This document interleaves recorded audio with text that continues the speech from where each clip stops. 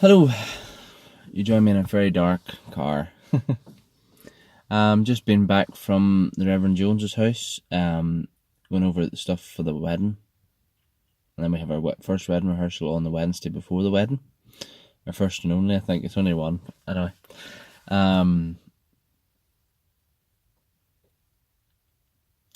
just want to say, this channel is all about my highs and my lows, and basically from my heart of what my Christian life is.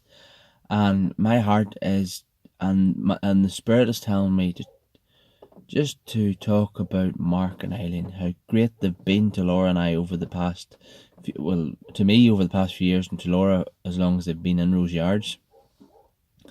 They are a complete blessing to all, and they're so good, and I'm so blessed and honoured to call them my minister and minister's wife.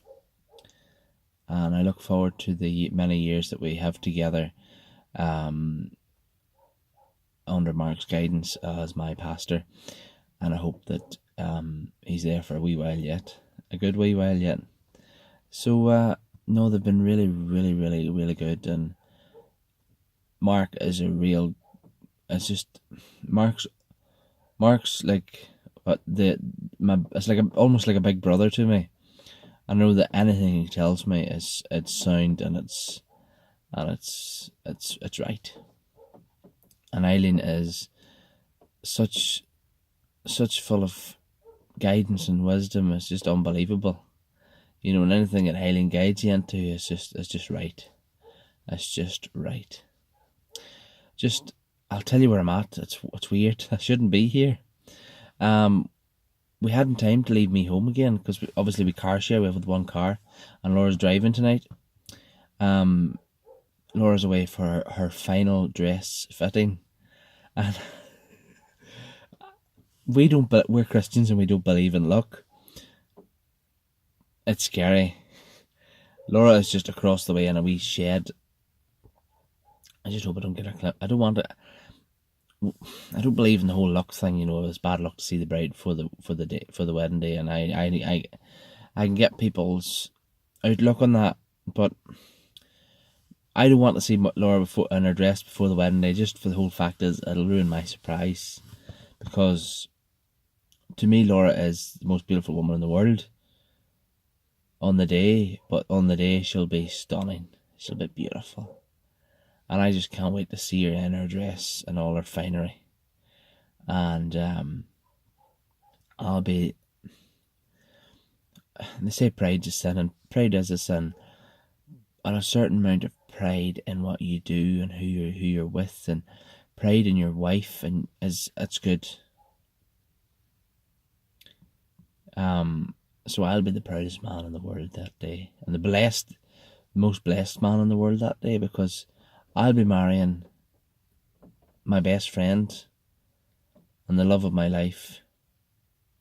And with the other great love of my life, my first love, Jesus Christ, I'll be marrying Laura, and we'll be entering into we'll be entering into a trinity of relationship. Laura, myself, and most importantly, Jesus. Jesus, Laura, and I. Sounds like a good song. Jesus, Laura, and I. We were blessed from the start. Anyway, I can't sing. So, yeah, I just can't wait. So I don't want to see her now. She's in that shed, and I don't want to see her now because I don't want to spoil the surprise. Not to do with luck or any nonsense or garbage like that. It's just the fact is, I don't want to spoil the surprise. So, what is I always try to finish these vlogs with a meaning. What's the meaning of my vlog? It's to cherish your minister, your pastor, and to cherish his wife, because yes, you have the elders of the church, but these are the people that are going to be with you in happy times, like marrying you. And there'll be people with you whenever someone in your family dies, someone close to you. They'll be there whenever you're having a baby, or if you're ill in hospital, or they'll be there for just loads of things. That's, and spiritual guidance as well. So pray for your leaders, your pastors, your ministers, your vicars, your rectors, whatever you call them, whatever it may be. I'm not going into the denominational divide here. I just call them pastor, my shepherd, the minister. I just cherish them and pray for them. And even if you're in a small group and you have a small group leader, pray for them, because Christian fellowship leader, just pray for them and cherish them. And they have a tough job, because sometimes they'll want to introduce new things into the church. Just a wee second. And, maybe it'll become as something that is not wanted by members of the congregation. So you'll have half the congregation saying, we want this. And you'll have the other half saying, we don't want this. You'll have half saying, we want that. And that half saying, we don't want that, or we want that and we don't want that. We don't want that, but we want this. Why did you not get this? Or why did you put this in place? They have a tough time. They're stuck in the middle most of the time. And they've also got the minister himself, the pastor, has the job of being the spiritual leader. And that there is I would say it is a hard job.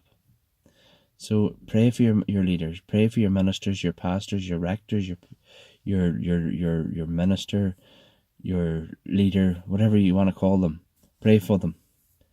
Look after them, cherish them.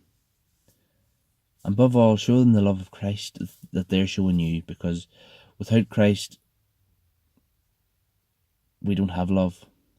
Because Jesus came and died on this world to show the love of God, we have to love. We love because he loved first. God bless you, folks, and hope you have a wonderful day. Bye-bye.